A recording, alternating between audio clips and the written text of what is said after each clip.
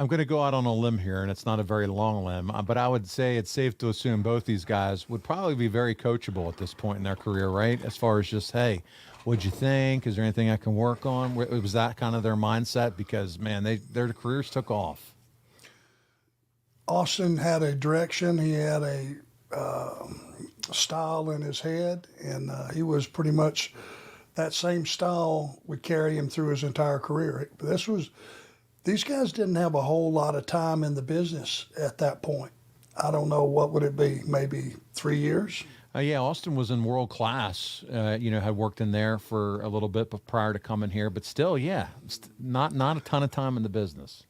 So, in those days we kind of had a deal 4 to 6 years. If you had aptitude and the right attitude for this business and could work every day, you were be in a position to have anything thrown at you that they wanted to, and you'd be able to handle it. So they were still under that window if you put any faith in that. Well, listen, you and as we move on from that match, you and Larry would work a lot of tags to build to the Clash, which we're going to get to. And before we get there, though, I want to take a look at one other match because it helps to move this whole story forward. Following Ron Simmons' interference in the match that we had watched earlier with you and Barry, a tag match aired on November 9th of NWA Pro. Again, this match was recorded prior to Havoc. I know I keep saying that, but listen, there's no cast on his hand, so it's important for you guys to remember that.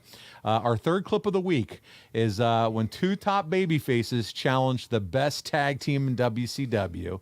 That's right, the Enforcers. So we're going to take a look at this. This is November 9th, 1991. I like it. Jerk! Anderson in with a left hand. And Windham had the right idea early to work on the left arm, but that's gone by the way of the fallen soldier. And Ron Simmons, oh, wow! What a right hand. Anderson made the tag. He's trying to prevent Simmons from making the tag, and he's successful in that.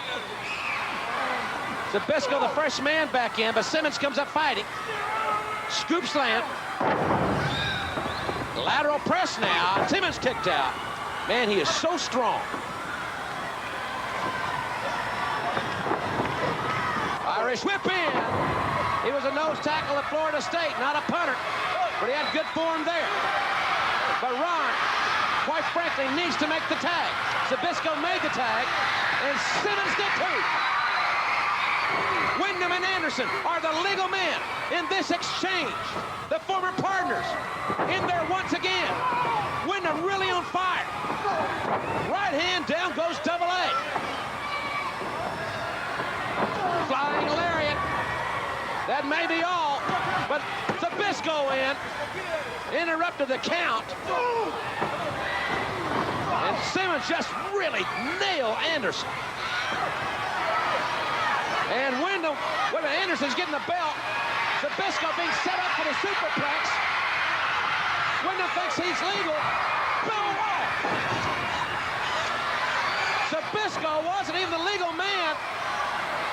Anderson hit Windham in the face with a belt, and the champions are going to win it.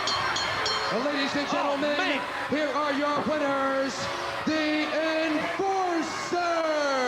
The championship belt right in the face, and the Enforcers win a very controversial match, and we'll be back right after this. Well, Arn, there you go. And the Enforcers win, and they cheat to win and pick up the victory, and they cheated, namely you. You were the one who cheated, smacking him in the head with the belt shot. But JR, man, he does a great job on commentary, reminding the audience that less than 6 months ago, you and Barry were partners. And there's one thing I want to ask here, and that is that Dusty, he's booking this. Do you think he's trying to protect Ron Simmons a little bit with the finish in this one by having Barry take the total shot to the head? Of course. Yeah, okay. Sometimes just not being the one to get beat on a team that does lose is all the protection you need. And that's what was going on there. Barry wasn't going to kill Barry Windham off to get screwed, get hit in the face with a chunk of steel.